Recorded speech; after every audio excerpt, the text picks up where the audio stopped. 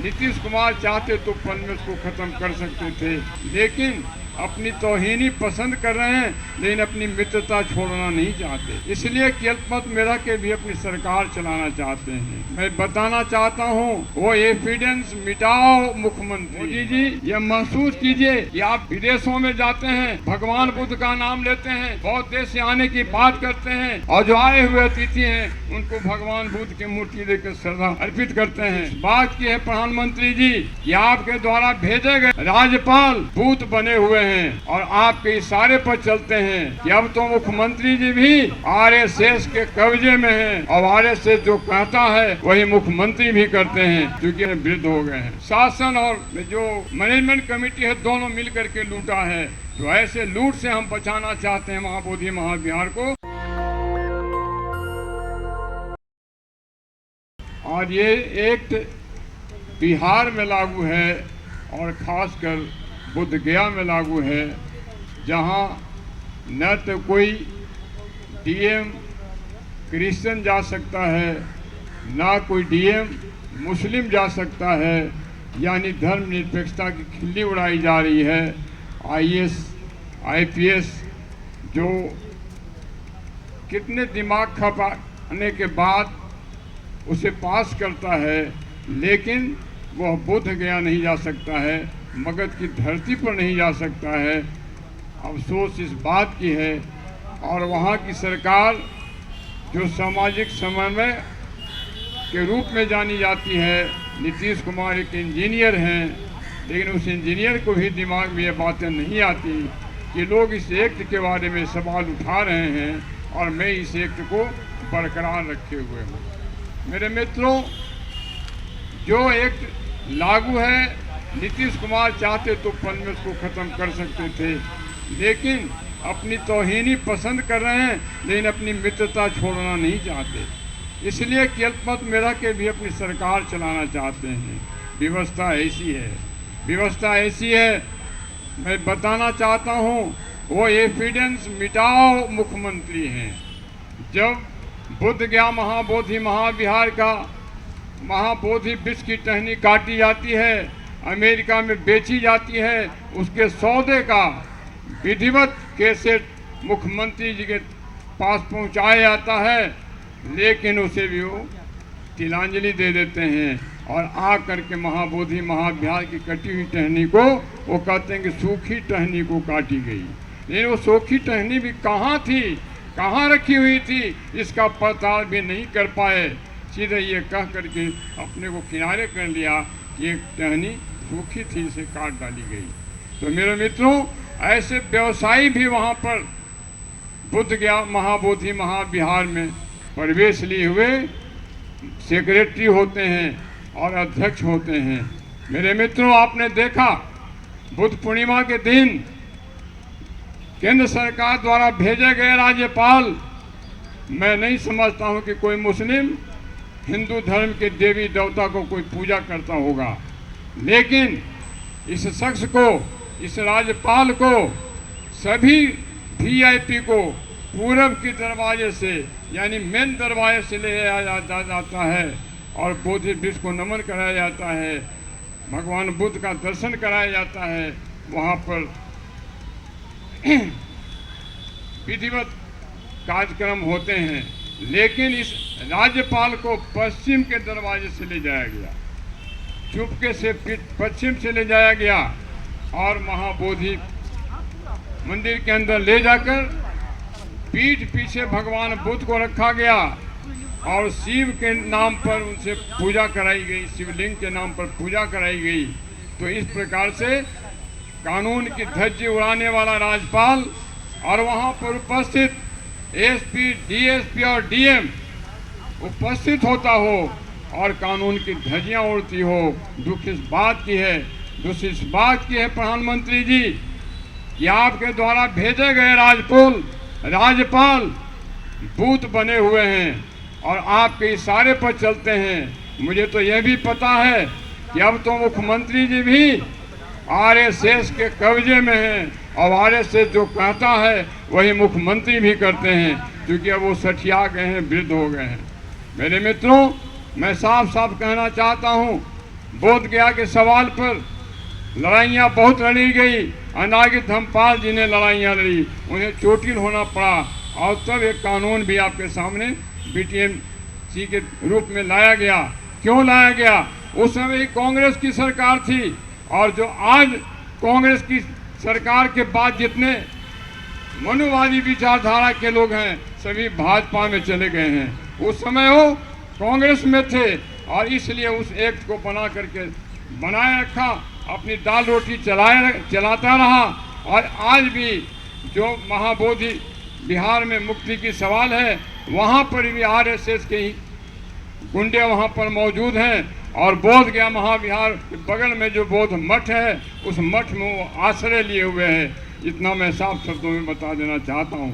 यही नहीं मेरे मित्रों, वहाँ गाइड ही नहीं किया जाता, बल्कि चौक चौराहे पर वो घूमते हैं, निर्देश देते हैं और इस आंदोलन को भी गाइड करते हैं। गाइड करने के दरमियान में ही कुछ लोगों को खोलने की साजिश की, बल्कि एक फोटो भी वायरल हुआ है जिसमें बजाबता मोहन भागवत के सामने 3 भिक्षु मौजूद हैं।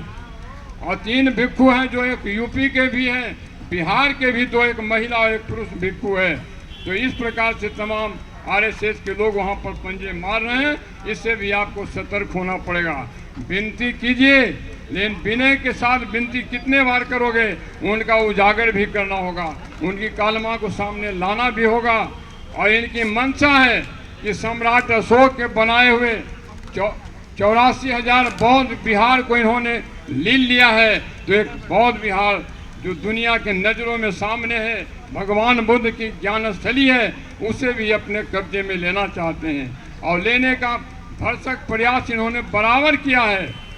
जब ये हमारे पूज्य भंते प्रज्ञाशील जी सेक्रेटरी 2 बार हुए, तो आपने देखा वहाँ पर जो रंग रोगन है, जो घेरावाबंदी है और जो सजाया गया है, वो उनके नेतृत्व में हुआ। इसके पहले आपको महाबोधि महाविहार गेट के सामने बस का फ्यूल छूटता रहता था, जीप का फ्यूल छूटता रहता था, टमटम उलट जाते थे, ऐसी ढाल बनी हुई थी। लेकिन भंते प्रज्ञाशील जी जब हुए तो उनके नेतृत्व में जो भिक्षु संघ ने निर्णय लिया और प्रशासन को मानना पड़ा। नतीजा है कि वहाँ पर आप रंग रोगन के रूप में जाते हैं, एक बेहतर स्थिति के रूप में आप वहाँ पर पाते हैं। वरना ये ऐसी स्थिति थी कि वहाँ पर सुअर जाकर के लौटा करते थे, ये स्थिति थी। तो मेरे मित्रों, बहुत कुछ बोध गया के सवाल पर जब आप आएंगे तो आप महसूस करेंगे। एक समय एक राजेश कुमार यहाँ पासवान जी सांसद हुआ करते थे। वो सांसद हुआ करते थे, लेकिन उनकी दत्तक पुत्री जो वहाँ सेवाश्रम संघ है उसमें काम करने वाली लड़की के साथ उनका प्रेम हुआ था। और जब कहीं पैसे की जरूरत पड़ती थी, उसे सेक्रेटरी से चाबी उस लड़की से मांग करके और दान के पैसे को लूट करके ले आता था और खाता पीता था, ऐश करता था। और वह डीएम बनने का काम किया है। और उसी का पुत्र वहाँ आज विधायक है। नहीं, जब आंदोलन चलता है तो आंदोलन को विरोध में बोलता है, विरोध में आचरण करता है, धमकाता है। तो ऐसे वैसे शख्स वहाँ पर मौजूद हैं, उनका भी पल्ला साफ करना होगा, उनको भी सामने रास्ते से हटाना होगा। और ऐसी स्थिति में चाहे जिस पार्टी का उसको भी खबरदार करना होगा। मेरे मित्रों, आप जानते हैं जब प्रज्ञाशील जी को हटाया गया उस समय क्या कहा गया? वहाँ एक काली बाबू कर के जो सेक्रेटरी बने, वो सेक्रेटरी साहब राबड़ी जब मुख्यमंत्री थी, गोटेदार साड़ी पहुंचाने का काम करते थे। और गोटेदार साड़ी के साथ साथ जब वो कहीं बाहर भी जाते थे, जो हेयर ड्राई भी कराते थे, उसका भी बिल बनाते थे। तो इस प्रकार से वहाँ लूट हुई है। लूट की छूट लोगों ने बरकरार रखा। शासन और जो मैनेजमेंट कमेटी है, दोनों मिल करके लूटा है और लूटने का काम किया है। तो ऐसे लूट से हम बचाना चाहते हैं महाबोधि महाविहार को। इसी का आंदोलन लामा जी चला रहे हैं, इसी का आंदोलन भंते सुरेश ससई जी ने चलाया है। और सुरेश ससई जी ने जो चलाया, एक कम से कम तजुर्बे के आधार पर कम से कम बौद्ध सेक्रेटरी के रूप में वहाँ पर काबिज कराने का काम किया, जो रग रोगन आज अब देख रहे हैं। यही नहीं मेरे मित्रों, आज की स्थिति है, प्रज्ञाशील जी पर हमले भी कराए गए थे। इस प्रकार से ये बराबर आरएसएस के लोग, हिंदुत्ववादी लोग वहाँ पर डोरे भी डालते हैं, धमकाते भी हैं। तो ऐसे वक्तों को आपको जानना होगा कि बोध गया में क्या होता है, बोध गया की सच्चाई क्या है और बोध गया का सच्चाई क्या होना चाहिए। भले ही ये एक हमारा जो सरसई जी ने किया था आज लिस्ट पर आ चुका है और उसकी सफलता हो सकता है कि मिले, या इसे उलझाने का भी काम करेंगे, क्योंकि उलझाने में माहिर हैं।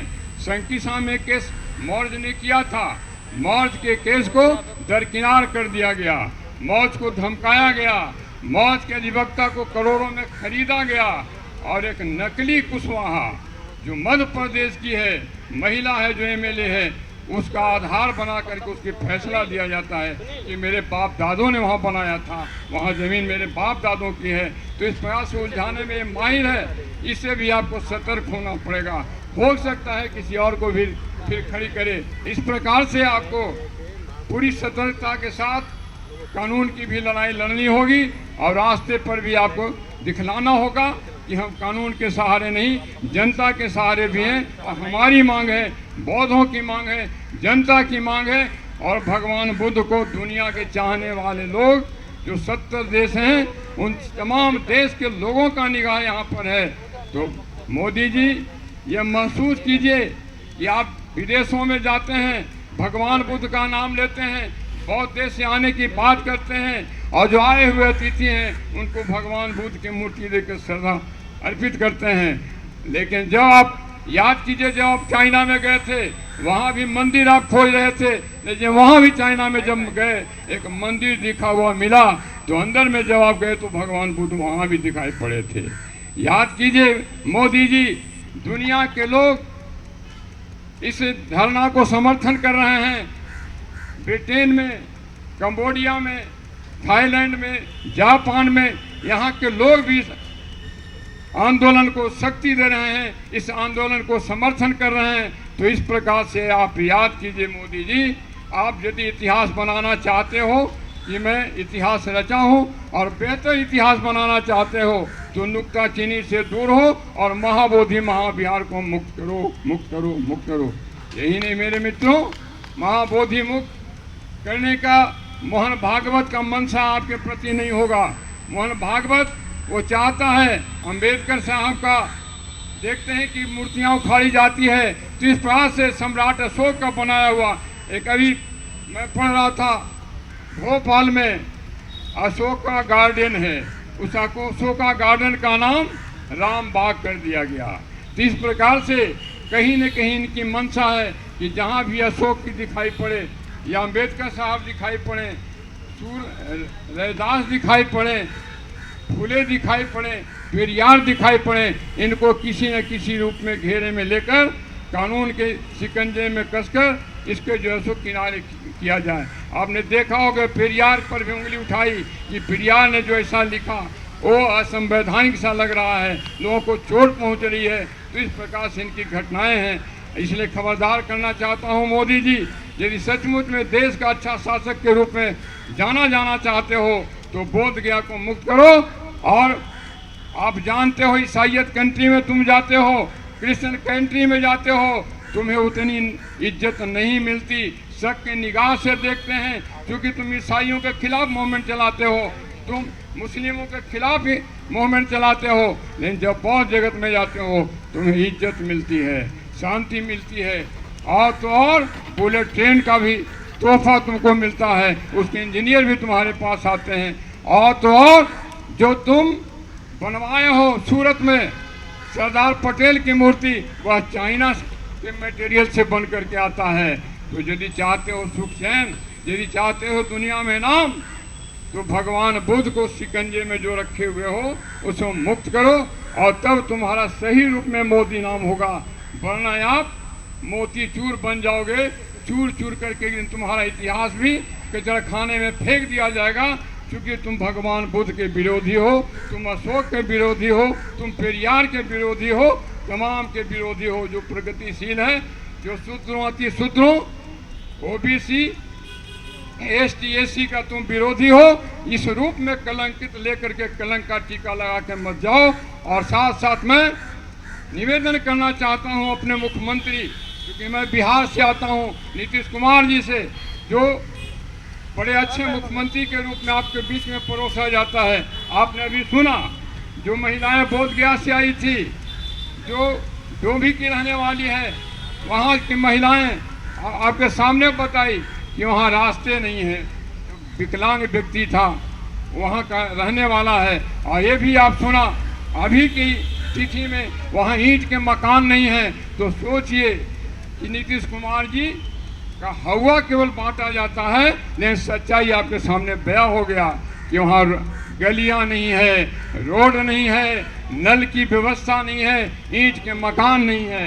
तो इस प्रकार से मैं निवेदन करना चाहूँगा कि नीतीश कुमार जी, यदि आपके गुर्गे यहाँ पर सीआईडी यदि भेजे गए हैं, सेंट्रल सीआईडी यदि भेजे गए हैं, तो नोट कर करके भेज दो। आने वाला 25 का चुनाव, ये दलित पिछड़े एसटी एससी के लोग तुम्हारी इतिहास को पढ़ रहे हैं, भगवान बुद्ध के इतिहास को पढ़ रहे हैं, तुम्हारे कारनामे को पढ़ रहे हैं, ईंट से ईंट बजा देंगे और तुम्हारी सत्ता को बदलने का काम करेंगे। नेशनल दस्तक की आपसे गुजारिश है कि अगर इसको बचाना चाहते हैं तो नेशनल दस्तक को सब्सक्राइब करने के लिए रेड कलर के सब्सक्राइब बटन को दबाएं, फिर बेल आइकन की घंटी दबाएं।